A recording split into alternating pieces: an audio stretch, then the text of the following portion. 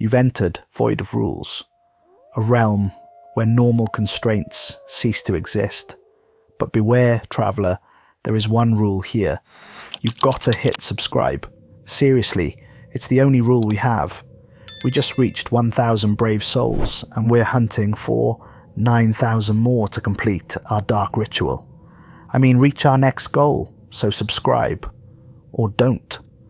But remember, the void remembers those who defy the only rule. Now let's get into today's video. The first time I killed for God, I threw up for 3 hours afterward.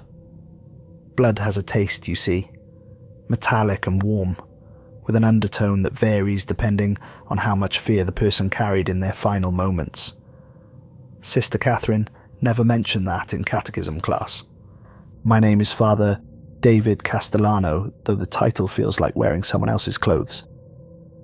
3 years ago, I was Sergeant First Class Castellano, leading Black Ops missions in countries that didn't officially exist on any government maps. Then, Maria died, and everything I thought I knew about purpose collapsed like a house of cards in a hurricane. The official report called it vehicular manslaughter.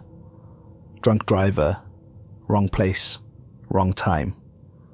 Just another tragic accident in a world full of them. But Maria had been digging into financial irregularities at the diocesan level, asking uncomfortable questions about money that seemed to disappear into administrative black holes. She was always too curious for her own good, my little sister, too willing to believe that people in positions of authority should actually be held accountable. After her funeral, I found myself in confession more than the battlefield. Father Toretti, Cardinal Toretti now, listened to my stories of midnight raids and confirmed kills with the patience of a man who understood that some sins couldn't be absolved with Hail Marys alone. He suggested I consider a different kind of service, a higher calling. The seminary felt like penance at first, trading tactical gear for cassocks, assault rifles for prayer books, but there was something seductive about the structure, the absolute certainty that came with divine authority. In the military, you followed orders because failure meant court-martial. In the church, you followed them because disobedience meant damnation. I took my vows on a Wednesday morning in February, with sleet beating against the cathedral windows like skeletal fingers. Cardinal Toretti performed the ceremony himself, his ancient hands surprisingly steady as he anointed my forehead with holy oil. That evening, he invited me to his private chambers for what I assumed would be a congratulatory drink. Instead, he led me through a door I'd never noticed before, down stone steps that predated the cathedral above by centuries. The air grew colder with each descending level until our breath formed visible clouds in the candlelight. We weren't alone down there. I counted at least a dozen other figures in the shadows. Priests certainly, but also men and women whose bearing suggested military backgrounds similar to my own. "Welcome to Sectio Sancta, Father Castellano." Cardinal Toretti's voice echoed off walls carved from living rock, the church's immune system. The briefing that followed challenged everything I thought I understood about reality. Demons weren't metaphors for human weakness. They were actual entities that occasionally broke through from dimensions that existed parallel to our own. The supernatural wasn't superstition. It was a classified threat level that required very specific countermeasures. And sometimes when prayer and holy water weren't sufficient, more direct intervention became necessary. "We are not executioners," Cardinal Toretti emphasized, his hollow eyes reflecting candlelight like ice. "We are surgeons. We remove cancerous growths from the body of creation before they can metastasize." That first assignment had been a relatively simple matter. A cult leader in Detroit who'd been using ritual sacrifice to extend his natural lifespan. The rule had been straightforward. Kill him during the new moon, using only weapons that had never drawn human blood. I'd purchased a brand new hunting knife specifically for the purpose. consecrated it myself in the cathedral's holy water. The cult leader died quickly, efficiently, with minimal suffering. His followers, freed from supernatural compulsion, scattered to the winds with no memory of what they'd done while under his influence. But this assignment was different. 7 targets across the globe, each more dangerous than anything I'd faced before. The portfolio Cardinal Torretti, slid across the marble table, contained photographs that seemed to writhe in the candlelight, as if the paper itself was infected by whatever force these people channeled. The convergence, Cardinal Torretti spoke the words like a curse. 7 vessels preparing to rip open barriers that have protected this world since the dawn of creation. They must be stopped, and they must be stopped according to very specific protocols. Each photograph came with its own rule, written in Latin script on parchment that felt ancient beneath my fingers. I'd learned not to question these rules during my 3 years with Sectio Sancta. They weren't arbitrary restrictions. They were divine protection against forces that could unmake human consciousness with a glance. One mistake, Father Castellano, and you become the hunted rather than the hunter. These rules are absolute. I studied each target carefully, memorizing faces and locations. London, Cairo, New Orleans, Prague, Tokyo, Sao Paulo, and finally Italy. 7 cities, 7 lives to take, 7 rules to follow, without deviation. As I prepared to leave, Cardinal Torretti placed a weathered hand on my shoulder. Remember, my son, doubt is the enemy's greatest weapon. Trust in the divine wisdom that guides these protocols, even when understanding fails you. The flight to London gave me 8 hours to review Professor Helena Thorne's file, antiquities expert at Cambridge University, specializing in pre-Christian religious texts. On the surface, she appeared to be exactly what her credentials suggested, a respected academic with tenure and a modest publishing record. But the photographs told a different story. The first image showed her university office 3 months ago, neat stacks of papers, carefully organized bookshelves, a window that let in natural light.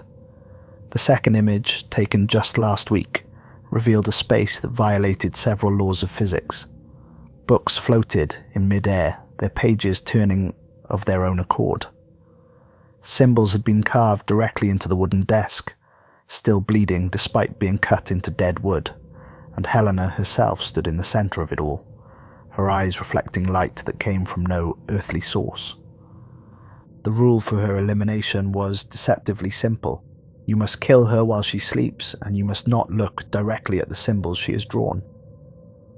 London's autumn rain created a percussion symphony against the windows of Helena's apartment building as I scaled the fire escape. 3 a.m. meant the streets below were empty, except for the occasional taxi carrying drunken revelries home from Soho. I'd been watching Helena's routine for 2 days, timing her sleep cycle with military precision. Her apartment lock surrendered to my tools without resistance, though I noticed the metal felt unusually warm to the touch. The moment I stepped inside, the temperature dropped at least 20 degrees. My breath formed clouds as I moved through her living space, noting changes that hadn't been visible in the surveillance photographs. Every wall was covered with chalk markings that hurt to perceive even in peripheral vision. The symbols seemed to exist in more dimensions than human eyes were designed to process, creating optical illusions that made my head throb. I kept my gaze fixed straight ahead, relying on my other senses to navigate the space. Helena lay in her bed, surrounded by open grimoires whose pages rustled despite the absence of any breeze. Her lips moved constantly, forming words in languages that predated human civilization. Dark energy pulsed around her sleeping form, like a diseased heartbeat, and I could see black veins spiderwebbing beneath her skin. As I approached with my blessed silver blade, the symbols on the walls began to react. They writhed and twisted, creating sounds that existed beyond human hearing, frequencies that resonated in my bones rather than my ears. Whatever entity Helena was channeling sensed the approaching threat. Her eyes snapped open just as I raised the blade, but they weren't human eyes anymore. They were windows into something vast and hungry that regarded me with amusement rather than fear. "You think your little rules can protect you from us?" Helena's voice layered itself into harmonies that no human throat could produce. "We who existed before your god was even a whisper in the cosmic dark." I struck without hesitation, driving the blade through her heart with surgical precision. The moment her physical form died, the symbols on the walls released a shriek that shattered every piece of glass in the apartment. Then they began to dissolve, crumbling into ash that smelled of sulfur and ancient graves. The oppressive presence lifted from the room like smoke clearing, leaving behind only the mundane scent of rain and old books. Helena's body looked human again, just a middle-aged professor who'd gotten involved with forces beyond her comprehension. I said a prayer for her soul as I cleaned my blade, though I suspected she was already far beyond such considerations. The flight to Cairo gave me time to process what I'd witnessed in London, though processing implies understanding, and I wasn't sure understanding was possible. The thing that had looked out through Helena's eyes was older than human civilization, maybe older than the planet itself. It had regarded my blessed blade with the same casual interest a scientist might show toward an insect under a microscope. Dr. Ahmed Hassan's file painted the picture of a man whose curiosity had exceeded his wisdom. Respected Egyptologist, multiple publications on dynastic burial practices, consultant to the Egyptian Ministry of Tourism and Antiquities. But 3 months ago, his excavation team had broken into a sealed chamber that had been deliberately hidden for over 4,000 years. The archaeological reports, heavily redacted by whoever had compiled Hassan's file, described artifacts that shouldn't have existed, hieroglyphs that weren't found in any known Egyptian text, burial goods that seemed to predate pharaonic civilization by millennia, and in the center of it all, a sarcophagus that had never been meant to preserve the dead, but rather to contain something that refused to stay buried. Hassan's transformation had been gradual at first. Colleagues noted that he'd begun working longer hours, often staying at the dig site well past sunset. His research notes became increasingly erratic, filled with references to gods that didn't appear in any recognized pantheon. Security cameras caught him performing what appeared to be ritual dances around the excavated artifacts, though the footage was too distorted to make out specific details. By the time Sectio Sancta became involved, Hassan was no longer entirely human. The rule for his elimination carried specific temporal requirements. You must bury his heart in consecrated ground before sunrise, or his spirit will follow you. I arrived at the excavation site at 2 a.m., giving myself a narrow window to complete the task. The desert air was cold enough to require a jacket, but I could feel supernatural heat radiating from the dig site like a fever. Hassan had been working by lamplight, hunched over clay tablets covered in script that seemed to move when viewed directly. When he sensed my approach, he turned toward me with movements that violated human anatomy. His joints bent at angles that should have snapped bone, and his neck rotated nearly 180 degrees without breaking his spine. The thing inhabiting Hassan's body smiled with too many teeth. The old ones whisper such beautiful secrets. He spoke in a voice layered with harmonics that belonged to something far older than Egypt's dynasties. They remember when your god was just another demon scraping for worship in the cosmic dark. The possessed archaeologist attacked with inhuman strength and speed. His fingernails had grown into claws that left gouges in solid stone, and his movements followed patterns that human muscles simply couldn't execute. I found myself fighting not just Hassan's body, but the ancient intelligence that controlled it, something that had mastered combat when humanity was still learning to make fire. The battle raged through the excavation site, overturning equipment and sending artifacts flying. Hassan's possessed form seemed to draw strength from the proximity to the unearthed chamber, growing more powerful as the fight continued. I realized that conventional combat tactics wouldn't be sufficient. This required something more direct. I managed to pin Hassan against the sarcophagus that had started his transformation, driving my blessed blade through his heart while pressing his body against the ancient stone. The moment the blade pierced him, his body crumbled to dust, but his heart remained, pulsing with unnatural life and radiating heat like a small furnace. The eastern horizon was already showing the first hints of dawn as I raced through Cairo's empty streets, Hassan's still beating heart wrapped in consecrated cloth. The Coptic monastery of St. Mercurius sat on the city's outskirts, its cemetery protected by centuries of prayer and sacrifice. The monks who answered my frantic knocking didn't ask questions when I explained what needed to be done. They dealt with supernatural threats before, though probably nothing quite like this. Together we dug a grave in the cemetery's most sacred section, lowering Hassan's heart into earth that had been blessed by generations of holy men. The moment the consecrated soil touched it, the heart finally fell silent. The supernatural heat dissipated, leaving behind only the normal warmth of a Cairo morning. I said a prayer for Hassan's soul, hoping that somewhere, in whatever dimension his consciousness had been banished to, some part of the man he'd been might find peace. 2 vessels eliminated, 5 remained. The flight to New Orleans felt like descending into a fever dream. The city's supernatural reputation had always attracted tourists seeking authentic voodoo experiences, but most of them never encountered the real thing. Marie Boudreau wasn't a tourist attraction. She was a genuine practitioner whose power had grown beyond anything the original voodoo traditions were designed to handle.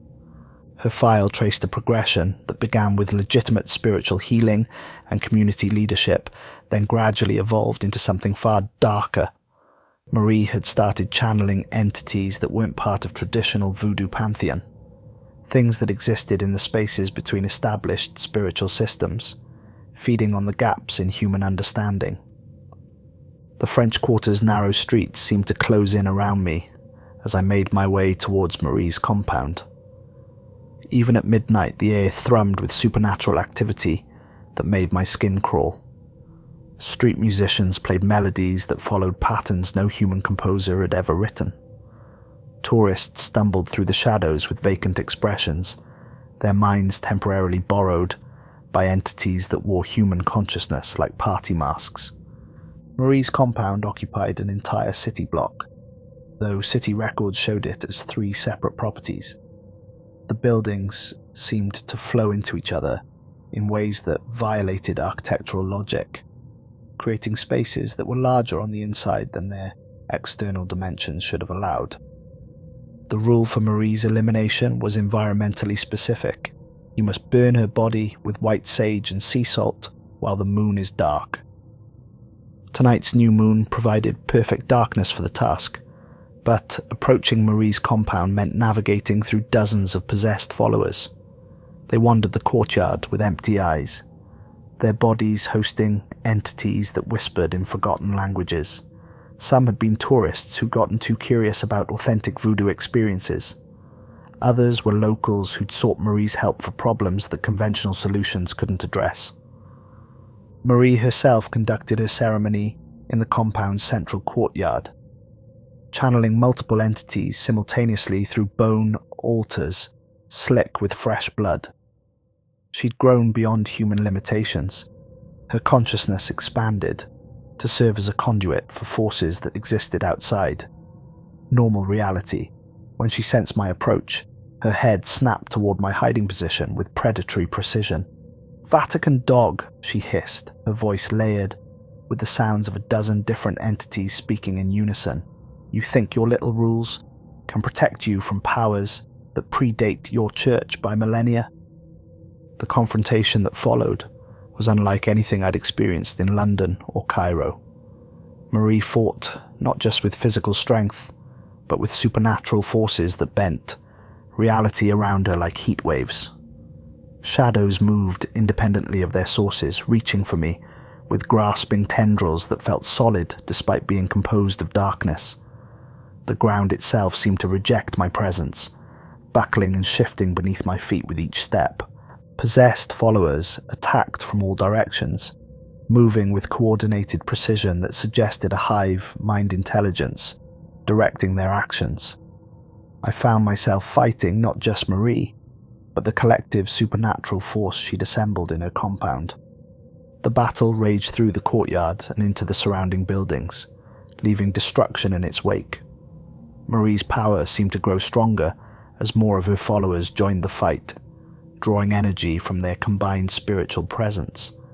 I realized that defeating her meant disrupting the entire network of entities she controlled. I managed to corner her in what had once been a chapel, now converted into a shrine dedicated to gods whose names hurt to speak aloud. Marie's true form was barely recognizable as human anymore. Her body had been reshaped by the entities she channeled, stretched and modified to better serve their purposes. When I finally struck the killing blow, Marie's death was anything but peaceful. Her spirit attempted to possess my body, clawing at my consciousness with spectral fingers that felt like ice picks driven into my brain. Only the specific combination of white sage and sea salt in the purifying flames kept her essence from taking hold. As her body burned, the possessed followers throughout the compound collapsed like marionettes whose strings had been cut. The entities that had controlled them fled back to whatever dimension they'd originated from, leaving behind confused tourists and locals with no memory of what they'd done while under supernatural influence. Marie's final screams echoed through the French Quarter as both her body and spirit were consumed by consecrated fire. The supernatural oppression that had hung over the area for months lifted, leaving behind only the normal sounds of a city at night. 3 vessels eliminated, 4 remained. Prague's Gothic architecture seemed particularly appropriate for my next assignment. Victor Novak had chosen the abandoned monastery of St. Adalbert for his experiments, turning centuries of holy ground into a laboratory for creating artificial life. The monastery had been abandoned since the communist era, its religious community scattered by political persecution that never quite ended, even after the regime fell. Victor's file revealed a brilliant mind that had taken several wrong turns. Advanced degrees in biochemistry and medieval studies with published research in both fields that had earned international recognition. But his real work wasn't happening in legitimate academic institutions. It was taking place in the basement of a monastery where he'd been given permission to conduct historical research. The local Catholic authorities who'd granted him access had no idea what Victor was actually doing in those ancient stone chambers. They thought he was cataloguing medieval manuscripts and documenting the monastery's architectural features. They didn't know he was using the sacred space to conduct experiments that violated both natural law and divine commandment. The rule for Victor's elimination was tactically specific. You must destroy his laboratory before killing him, but never touch the glass containers with your bare hands. The monastery's exterior looked abandoned. Broken windows, walls stained by decades of weather, grounds overgrown with vegetation that seemed somehow wrong. But inside, Victor had created something that belonged in humanity's worst nightmares. The main chapel had been converted into a workshop where dozens of glass vessels lined the walls like grotesque specimens in a medical museum. Each container held something that shouldn't have existed. Artificial life forms spawned from occult formulas and stolen biological material. Homunculi, Victor called them, though that medieval term didn't adequately describe the horror of what I was seeing. Some of the creatures were recognizably humanoid, with features that suggested they'd been modeled after real people. Others defied classification entirely. Masses of flesh and bone that pulsed with borrowed life, reaching towards the glass walls of their prisons with appendages that violated anatomical logic. Victor had been busy when I arrived, tending to his collection like a gardener, caring for prized flowers. He'd changed since the photograph in his file had been taken. His body showed signs of modification from his own experiments. Extra arms had grown from his torso, and his face was a patchwork of original features and parts that clearly belonged to someone else.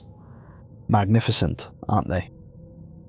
Victor spoke without turning around, somehow aware of my presence despite my careful approach. Life without the limitations of conventional biology. Consciousness without the weaknesses of natural evolution. I began destroying his laboratory systematically, using iron tools to avoid direct contact with the glass containers. Each broken vessel released its prisoner into death, the artificial creatures dissolving into black ichor that stained the ancient stone floors. Their dying wails created a cacophony that seemed to shake the monastery's foundations. Victor watched the destruction of his life's work with surprisingly little emotion, as if he'd expected this moment and made his peace with it. When I'd eliminated the last of his homunculi, he finally turned to face me directly. "You're destroying the future," he said, his multiple arms gesturing toward the remains of his laboratory. "Natural humanity is a rough draft, a prototype that was never meant to be the final version. My children represented the next step in conscious evolution." Our battle crashed through the medieval halls, leaving destruction in its wake. Victor fought with the enhanced strength and speed his modifications provided, but also with the desperate fury of a creator watching his legacy turn to ash. His additional arms allowed him to attack from unexpected angles, and his hybrid physiology seemed resistant to conventional damage. I finally cornered him in what had once been the monastery's scriptorium, now filled with anatomical diagrams and alchemical formulae that hurt to look at directly. Victor made his final stand surrounded by the theoretical framework for his experiments, defending ideas that had consumed his sanity along with his humanity. When I drove the blessed stake through his heart, Victor's body began to dissolve immediately.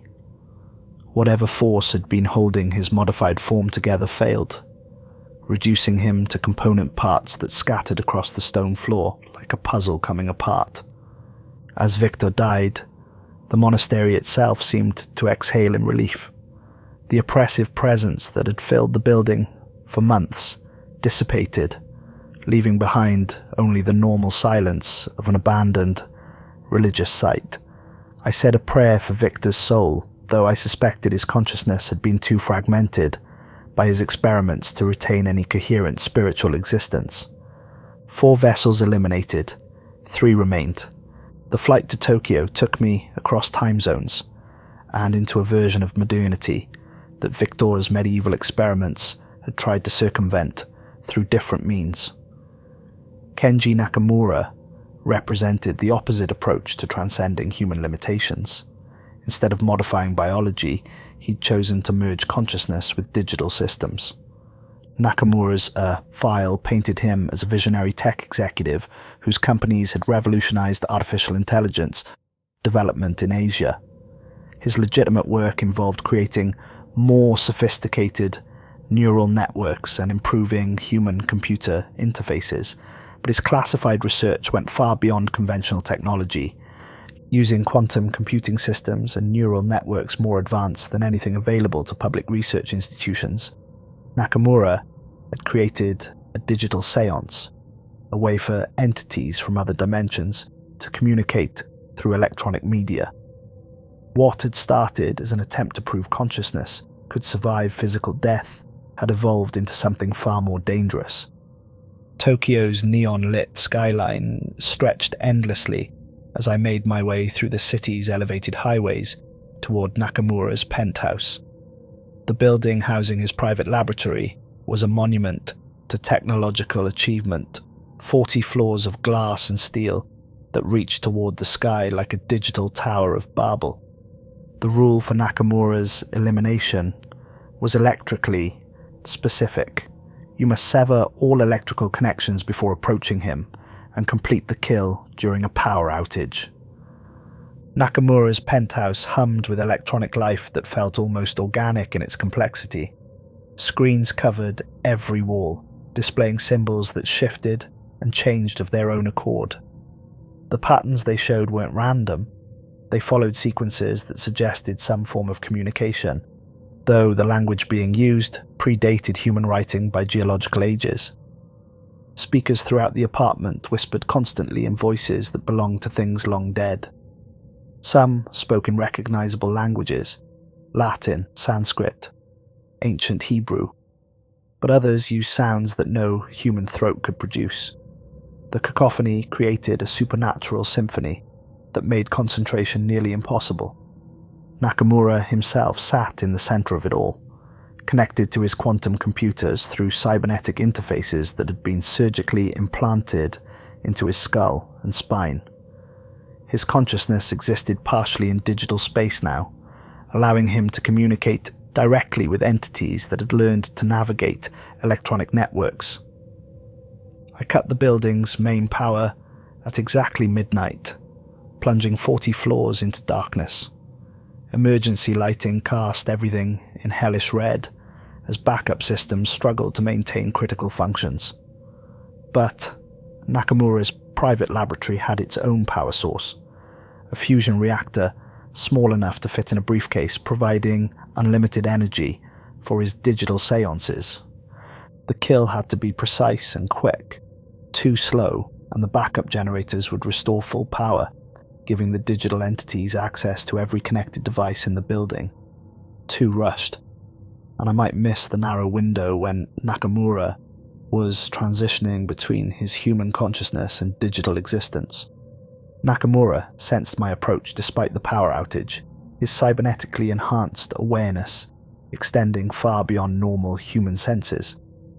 When he turned toward me, his eyes glowed with digital fire that illuminated his face in patterns of ones and zeros. "You cannot stop the merger," he spoke through speakers that should have been dead, his voice layered with electronic harmonics. "Flesh and circuit, spirit and data. We are becoming something that transcends both life and death." The entities he'd been channeling fought to protect their conduit to the physical world. Electronic devices that should have been powerless sparked to life, attacking me with surges of electricity that felt guided by malevolent intelligence. The apartment's smart home systems turned hostile, using everything from automated blinds to kitchen appliances as weapons. I struck while Nakamura was still transitioning between states, catching him in the vulnerable moment when his consciousness existed in both digital and biological formats simultaneously. The blessed blade disrupted whatever energy field allowed his hybrid existence, causing both his organic and electronic components to fail catastrophically. As Nakamura died, every screen in the penthouse went dark. The whispered voices fell silent, and the oppressive presence of digital entities faded like smoke clearing. Tokyo's power grid stabilized, ending the brownouts that had plagued the city for weeks. 5 vessels eliminated, 2 remained. Sao Paulo's sprawling urban landscape stretched beyond the horizon as I made my way through traffic that never seemed to truly stop. The city's size and complexity provided perfect camouflage for supernatural activity. Another missing person or unexplained death would barely register in the statistical noise of metropolitan life. Father Miguel Santos represented a particularly personal form of betrayal. Like me, he'd taken vows to serve God and protect the innocent. Unlike me, he'd perverted those vows into something that served only his own hunger for power. His file documented a progression from legitimate pastoral care to something that would have made medieval inquisitors seem merciful by comparison. Santos had started small, using confession to gather compromising information about wealthy parishioners, then leveraging that information for financial gain. But corruption rarely stops at simple blackmail. As his material wealth grew, so did his appetite for more esoteric forms of power. The turning point had come when Santos made contact with entities that offered to enhance his natural charisma and authority in exchange for regular offerings of human suffering. What had begun as psychological manipulation evolved into ritual sacrifice, with Santos using his position as parish priest to select victims from among his most vulnerable parishioners. The rule for Santos's elimination was spiritually appropriate. You must kill him on consecrated ground, but only after he has confessed his sins aloud. I arrived at Santos's church during what he advertised as midnight mass, though the service bore no resemblance to any Catholic ritual I'd ever witnessed. The congregation consisted entirely of possessed parishioners, whose empty eyes stared ahead while Santos performed obscene parodies of Holy Sacrament.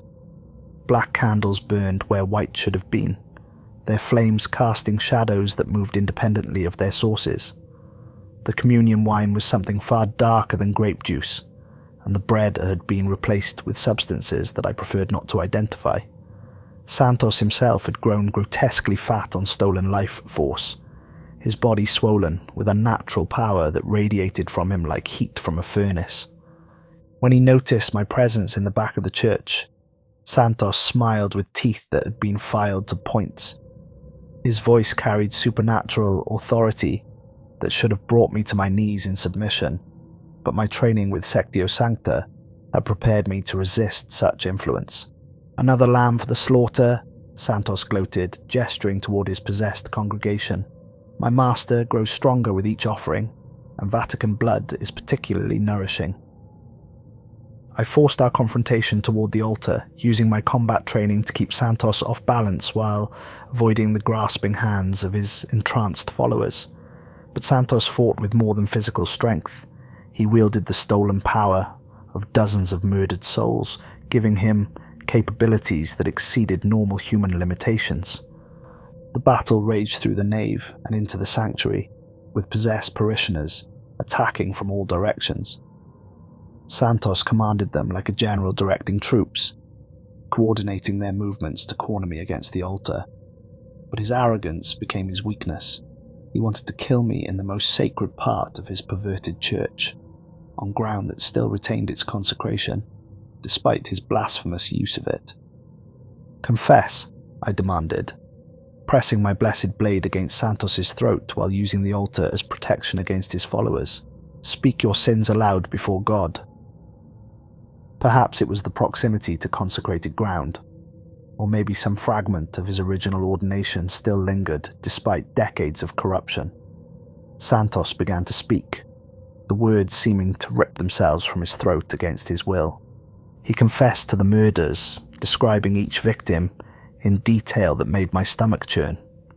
He confessed to the deals with demonic entities, explaining how he'd traded human souls for personal power. He confessed to the perversion of everything sacred he'd once sworn to protect, turning his church into an abattoir where innocents were butchered for supernatural gain. Only when the last sin had been spoken aloud did I strike, driving my blade through his heart while pressing him against the altar he'd defiled with innocent blood. Santos's death was immediate and final. The stolen power that had sustained him fled back to whatever dimension it had originated from, leaving behind only a corpse that looked smaller and more human than the monster he'd become. The possessed parishioners collapsed like marionettes whose strings had been cut, their consciousness returning as the supernatural compulsion that had controlled them dissipated. Most would remember nothing of what they'd done while under Santos's influence, though some would carry psychological scars that no conventional therapy could heal. 6 vessels eliminated. 1 remained. The final assignment took me back to Italy, to countryside that looked peaceful despite harbouring the greatest threat I'd ever faced. Isabella Romano. The name still hurt to think, even after everything I'd learned about her true nature. Isabella had recruited me into Sectio Sancta 3 years ago, appearing in my life during the darkest period following Maria's death. She'd seemed to understand my guilt and rage better than anyone, offering purpose and meaning through service to something greater than human politics or military objectives. During my training, Isabella had been mentor, teacher, and something approaching a friend. She'd guided me through the theological complexities of supernatural warfare, helped me understand how ancient entities operated, and taught me the combat techniques necessary to survive encounters with forces that treated human consciousness like disposable ammunition. But Isabella's file revealed a different story. She'd been with Sectio Sancta for over a decade before recruiting me, building a reputation as one of their most effective operatives. Her assignments had taken her to 6 continents, eliminating supernatural threats that could have destabilized entire regions. By all accounts, she'd been everything the organization valued: dedicated, skilled, and absolutely reliable. Until she wasn't. The first signs of Isabella's betrayal had been subtle. Intelligence leaks that allowed targets to escape before Sectio Sancta operatives could reach them. Mission parameters that seemed designed to place church agents in unnecessary danger. Tactical advice that proved ineffective against specific types of supernatural entities. By the time Cardinal Torretti realized what was happening, Isabella had disappeared entirely, taking classified files and several powerful artifacts with her. The investigation into her activities revealed connections to occult organizations that Sectio Sancta had been monitoring for years, suggesting her betrayal had been planned long before it became apparent. The abandoned cathedral where Isabella waited was a relic from an earlier century, its congregation scattered by war and social change until only the building remained. She'd chosen the location carefully, consecrated ground that would provide certain protections, but isolated enough to ensure privacy for whatever confrontation she'd planned. The final rule seemed deceptively simple. You must kill her with the blade she gave you, but you must never speak her true name aloud during the confrontation. The blade in question was the same one I'd used for my first assignment in Detroit 3 years ago. A weapon Isabella had personally consecrated and presented to me during my initiation into Sectio Sancta. It carried sentimental weight beyond its practical value, representing everything I'd believed about duty and righteousness. Isabella had prepared for my arrival with the thoroughness I'd come to expect from her training. The cathedral was a maze of supernatural guardians and reality-bending wards that challenged everything I'd learned about navigating hostile territory. Shadows moved independently of their sources, reaching for me with grasping fingers that felt solid despite being composed of darkness. The architecture itself seemed hostile, with doorways leading to rooms that shouldn't exist, and stairs ascending into empty air. She waited for me at the altar, beautiful and terrible in equal measure. The years since her disappearance had changed her, or perhaps I was seeing her true nature for the first time. Power radiated from her like heat from a forge, and her eyes held depths that suggested awareness of things no human mind should comprehend. David, her voice carried genuine affection alongside otherworldly authority. My greatest student, did you really think I wouldn't know you were coming? Why? The word escaped me before I could stop it, carrying all the pain and confusion of the past 3 years. We served together. We fought side by side against things that wanted to destroy everything we swore to protect. Isabella laughed, the sound echoing strangely in the cathedral's acoustics. Served whom exactly? An institution built on lies and control that claims divine authority while serving very human appetites for power. I chose to serve something far older, far more honest about its nature. Our battle was as much psychological as physical. Isabella knew all my techniques, because she'd taught them to me. Every move I planned, she anticipated. Every strategy I attempted, she countered with superior knowledge and experience. The church killed your sister, David, Isabella whispered as we grappled near the altar, her words hitting me like physical blows. Did you really think that car accident was coincidence? Maria was investigating financial irregularities at the diocesan level, getting too close to secrets they couldn't allow exposed. The revelation struck me with the force of a physical impact.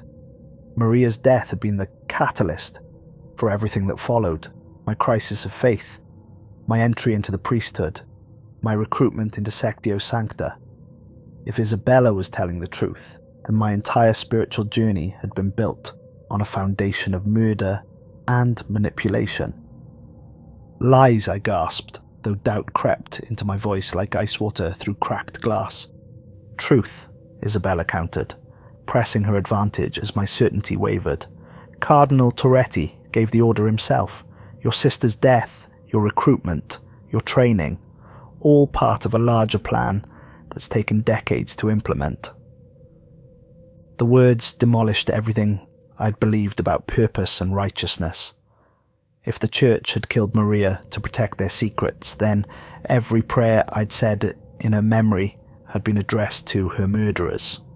If my recruitment into Sectio Sancta had been orchestrated rather than foreigned, then nothing I'd accomplished in 3 years of service was genuine. In that moment of crushing revelation, as Isabella smiled with the satisfaction of victory, I drove her own blessed dagger towards her heart. But my anguish and rage overwhelmed my training, and the words tore from my throat unbidden. Isabella, why did you betray us? The moment her true name left my lips, the protective ward around me shattered like glass, struck by a hammer. The cathedral filled with supernatural energy that made the air itself feel thick and oppressive. Isabella's smile widened, even as my blade pierced her heart. Because, my dear David, I never betrayed anyone, she whispered, as blood flowed down the dagger's blade. You've been serving the ritual all along? As Isabella died, her final spell took hold with the inevitability of gravity. I felt my life force being drained away, pulled into a dimensional rift that tore open above the altar, like a wound in reality itself. The truth crashed over me with horrifying clarity that made everything else I'd experienced seem trivial by comparison. Each kill I had performed, following the rules with religious devotion, had been a component in a larger spell that spanned continents and cultures. The 7 vessels weren't trying to open the convergence. They were the keys that prevented it, guardians whose deaths would weaken the barriers between dimensions. Every rule was designed to channel the death energy correctly. Isabella's spirit laughed as reality warped around us, her voice echoing from directions that didn't exist in normal space. 7 precise murders, performed by a pure soul following divine instructions. You were never my student, David. You were my sacrifice. The pieces fell into place with sickening clarity. Helena Thorne hadn't been channeling entities to summon them. She'd been maintaining wards that kept them locked away. Ahmed Hassan's archaeological work hadn't been about unleashing ancient powers, but about studying the seals that contained them. Marie Boudreau's voodoo practices had been protective rituals disguised as something darker. Victor Novak's homunculi hadn't been attempts to create artificial life. They'd been vessels designed to house displaced spirits when the barriers finally fell. Kenji Tsuchi Nakamura's digital seances hadn't been communication with the dead, but early warning systems that monitored dimensional stability. Even Father Santos, corrupt as he'd become, had been performing rituals that channeled dangerous energies away from populated areas, and I had eliminated them all, following rules that seemed designed to protect me, but were actually ensuring that each death fed energy into the same massive spell. The Vatican hadn't been hunting supernatural threats. They'd been systematically removing the obstacles to humanity's greatest nightmare. Cardinal Torretti sends his regards. Isabella's fading voice carried mockery that cut deeper than any blade.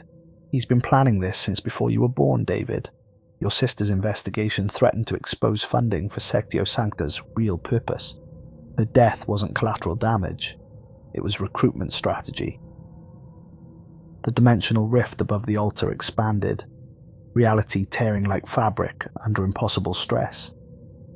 Through the opening, I could see movement that violated every law of physics and biology. things that had been imprisoned since before human consciousness evolved were pressing against the weakened barriers, eager to reclaim a world they'd lost eons ago. Isabella's body crumbled to dust, but her spirit lingered long enough to witness her victory. Every operative Sectio Sancta ever recruited was chosen for the same reason, David. Pure souls driven by genuine desire to serve God and protect innocence. The ritual required believers, people who would follow orders without question because they trusted in divine authority.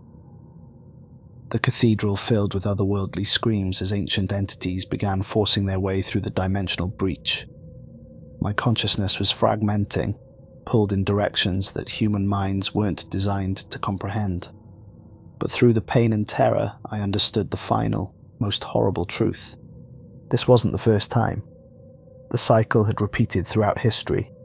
Faithful servants manipulated into opening doorways they thought they were guarding. The Crusades, the Inquisition, countless holy wars, and religious conflicts, all orchestrated to channel spiritual energy into the same recurring spell. Humanity's greatest expressions of faith had been perverted into tools for its own destruction.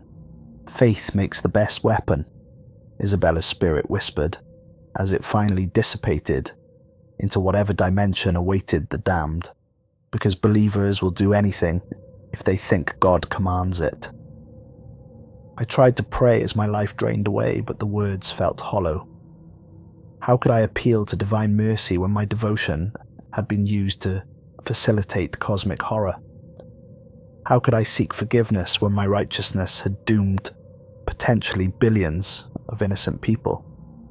The entities pouring through the rift were nothing like the demons depicted in medieval art or modern horror films. They were older than concept of evil, existing in states that predated the evolution of moral categories. They didn't hate humanity, they simply regarded it as temporarily inconvenient, like ants that had built colonies in a garden scheduled for redevelopment. As my vision darkened, I caught glimpses of what the world would become once the convergence completed. Cities transformed into geometries that human eyes couldn't process. Oceans boiling with life, forms that violated every principle of biology. The sky itself replaced with something that existed in too many dimensions for terrestrial observation. Humanity wouldn't be destroyed. That would be merciful. Instead, it would be transformed into something useful for the new reality. Consciousness, repurposed to serve entities that measured time in geological ages. People would remain aware during the process, watching their bodies and minds reshaped by forces that treated matter and thought as interchangeable, raw materials. The worst part was knowing that other Sectio Sancta operatives were still out there, following rules they believed came from God, eliminating threats they thought endangered the innocent. The organization would continue recruiting faithful soldiers, giving them missions that seemed righteous while actually feeding the same eternal cycle of manipulation and betrayal. My last coherent thought was a prayer, not for my own salvation, which was clearly beyond hope, but for someone, somewhere, to recognize the pattern before it could repeat again. Perhaps another operative would notice inconsistencies in their assignments, or question why the rules seemed so specific, or wonder why their targets always seemed to be protecting something rather than threatening it. But even as consciousness faded, I knew the prayer was futile. The system was too perfect, the manipulation too complete. Future operatives would be chosen for the same qualities that had made me an ideal tool: unquestioning faith, absolute dedication, and the kind of righteousness that made critical thinking feel like betrayal. Father David Castellano died as he had lived for the past 3 years, following orders he believed came from God, serving a cause he thought was righteous, and trusting in authorities who had never told him the truth about anything that mattered. The convergence succeeded, powered by faith perverted into its own destruction, and something vast and hungry stepped through from the space between spaces, eager to reclaim a world it had never really lost. In the end, I had followed every rule perfectly, exactly as designed, exactly as intended, exactly as countless others had done before me throughout history. The most devout servants always made the most effective tools because they never questioned the hands that wielded them. The cathedral fell silent except for the sound of reality, restructuring itself according to laws that predated human understanding. In the distance, car alarms and sirens began wailing as the transformation spread outward from the dimensional breach, but those sounds would not last long. Soon the only sounds would be the music of spheres spinning in configurations that Earth's sky had never hosted, played for audiences that measured appreciation in cosmic rather than human terms. And in whatever dimension houses the consciousness of the betrayed and deceived, Father David Castellano's spirit joined countless others who had served faithfully and died ignorant, their devotion transformed into fuel for the very evil they died trying to prevent. The rules, after all, had been absolute.